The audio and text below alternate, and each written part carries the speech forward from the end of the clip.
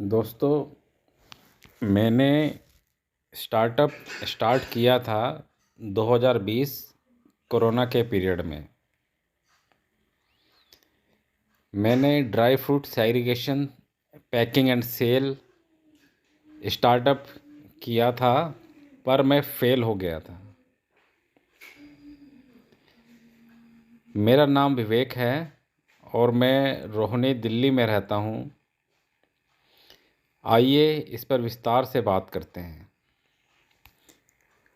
बचपन से ही मैं अपना स्टार्टअप करने की तमन्ना थी।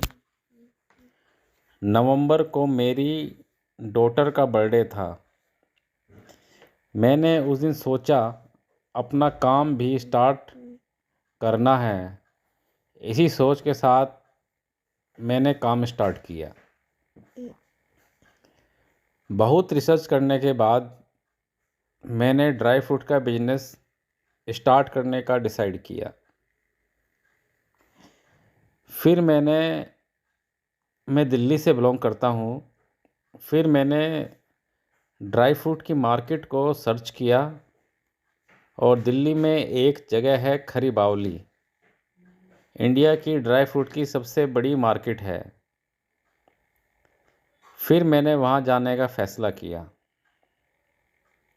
17 नवंबर 2019 को मैं मार्केट में ड्राई फ्रूट लेने के लिए गया।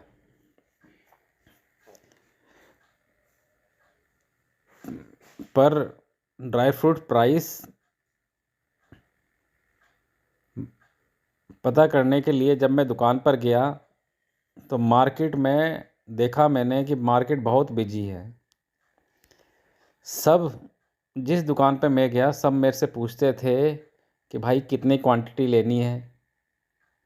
तो मैं इसके बारे में तैयार होकर नहीं गया था, तो पर मेरे पास इसका कोई जवाब नहीं था।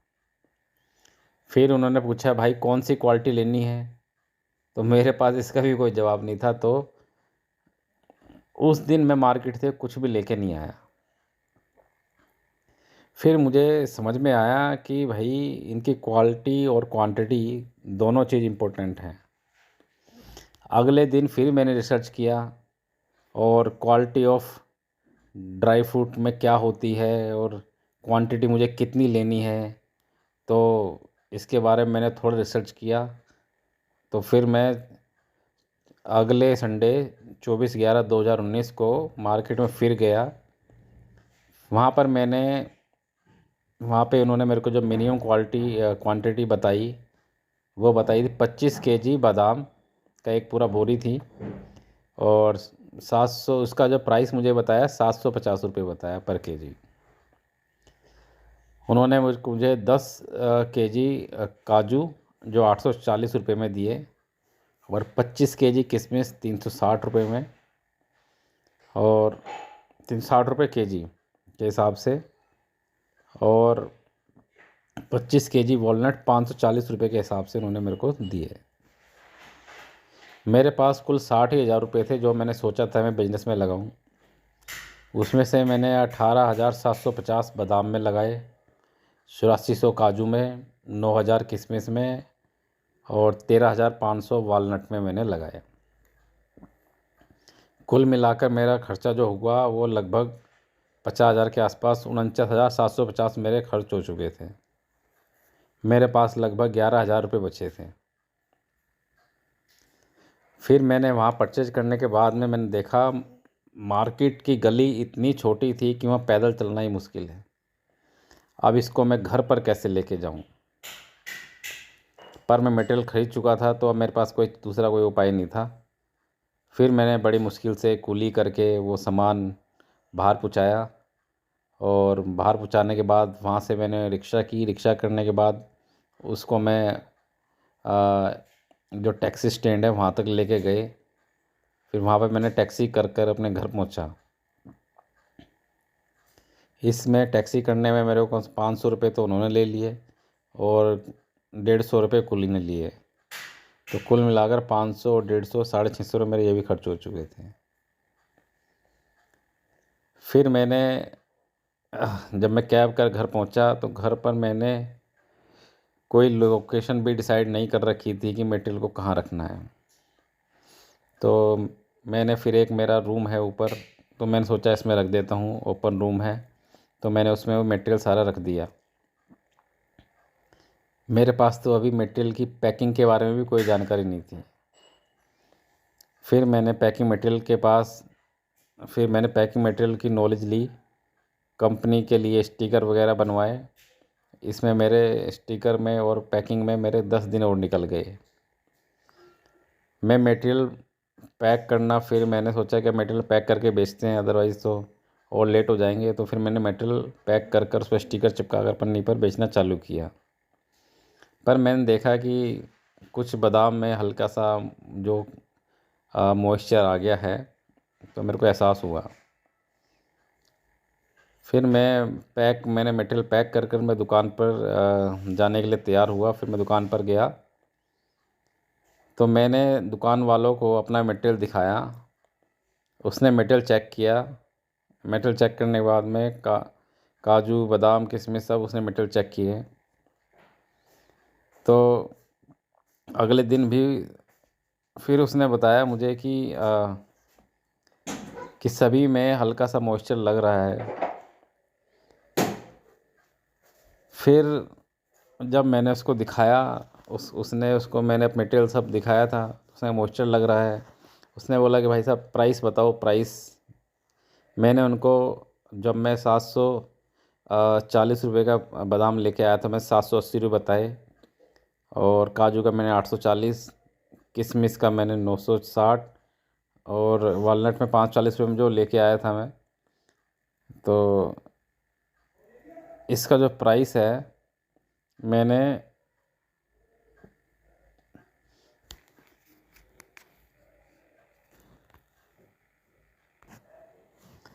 मैंने दुकानदार को अपना मटेरियल दिखाया, सब कुछ दिखाया, पर मेरी कोई यहाँ पे डील साइन नहीं हुई। फिर ऐसा मैं 2 से 3 दिन तक मैं चलता रहा कि मेरे कोई डील साइन नहीं हुई। फिर मेरे को कुछ समझ में आ रहा था कि यार मार्केट में इतनी जल्दी नहीं है घुसना। फिर मैंने एक दुकान को मटेरियल दिखाया। उसने मेरे को बोला कि ठीक है, मटेरियल आपका हम ले लेते हैं, पर पैसे आपको अभी नहीं देंगे, जब मटेरियल बिकेगा तब आपको पैसे देंगे। तो मैंने क्या सोचा, चलो भाई कुछ दुकानदार आ रहे हैं, चलो कुछ तो मटेरियल दे ही देते हैं। और फिर मैंने देखा कुछ दिनों बाद जो घर पर मटेरियल पड़ा था उसमें मॉइस्चर लग रहा है, तो मेरे माइंड में आया जितना जल्दी हो सके घर से निकालो मटेरियल, नहीं तो ये और एक और समस्या बन जाएगी। मैंने कुछ मटेरियल दुकानदार को देना चालू किया। अगर सेल होता है तो उसमें पैसे मुझे देने का उसने वादा किया। इस तरह मैंने 8 दुकानों पर अपना मटेरियल सेल कर दिया। सेल नहीं की कह सकते उसको, बस दे दिया। 15 दिन बाद फिर मैं दुकान पर गया, तो उन्होंने मुझे बताया भाई साहब आपके 2 पैकेट सेल हुए हैं, और उन्होंने मुझे 1000 रुपये दिए। मैं बहुत खुश हो गया, चलो यार पहली कमाई है, बहुत अच्छा लगा, मुझे बहुत खुश हुआ उस दिन तो मैं। पर मुझे क्या पता था कि आगे इतनी प्रॉब्लम आने वाली है। फिर मैंने सोचा कि कुछ आमदनी तो हुई है, चलो। मैं दुकानदार के ऑर्डर के वेट करने लगा। मुझे इस तरह मेरे को 15 दिन और गुजर गए, पर अभी तक कोई ऑर्डर नहीं आया। फिर मैं दुकान पर फिर गया कि भाई मुझे बताओ कि मेरा मटेरियल कब आएगा, कब मेरे को ऑर्डर मिलेगा। तो दुकानदार ने मुझे बताया कि भैया आपका मटेरियल तो ख़राब है, उसमें थोड़ा मॉइस्चर भी लग गया है, तो कीड़े भी निकल रहे हैं। दुकानदार ने मुझे कोई पैसे नहीं दिए और बोला भैया अगली बार ले लेना। मैं और परेशान हुआ, मैं कहा यार अब कैसे होगा, पहली बार बिज़नेस वैसे ही कर रहा हूँ, इतना लॉस हो गया, कैसे करना है, मेरी समझ में कुछ नहीं आया। यह सुनकर मैं घर चला आया। मैं घर पर पड़े मटेरियल को चेक किया तो पता चला कि उसमें भी मॉइस्चर लग चुका है और थोड़े कीड़े भी पड़े हैं। मैं बहुत परेशान हो गया। फिर मैंने अपना मटेरियल सस्ते में बेचना चालू किया। मैंने 50% लॉस में सारा मटेरियल बेचना चालू किया, फिर भी सारा मटेरियल नहीं बेच पाया। और फिर मेरे को लगा अब सारा मटेरियल तो ख़राब ही हो जाएगा, अदरवाइज़ इससे अच्छा तो कोई बंदा यूज ही कर ले। फिर मैंने पड़ोस में अपने रिश्तेदार में मटेरियल फ्री में देना चालू किया, फिर भी वो मटेरियल इतना कंज्यूम नहीं हुआ। फिर मैंने सोचा यार किसी जानवर के अगर गले में कुछ खाने में आ जाए तो भी अपने लिए कोई इशू नहीं है। तो फिर मैंने जो मिलती गायें बफेलो सबको हमने मटेरियल में कहा चलो खा जाओ यार, कोई नहीं, अपने तो वेस्ट हो ही रहे हैं।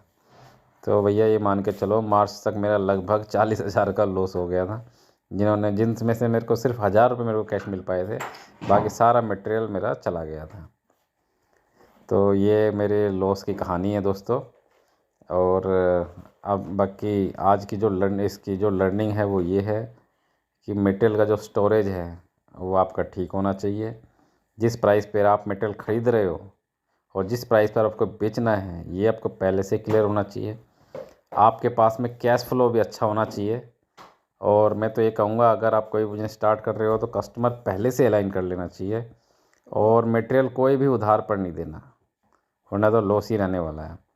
आशा करता हूँ कि आप सबको मेरा एक्सपीरियंस से कुछ सीखेंगे और अपने को लॉस से बचाएंगे।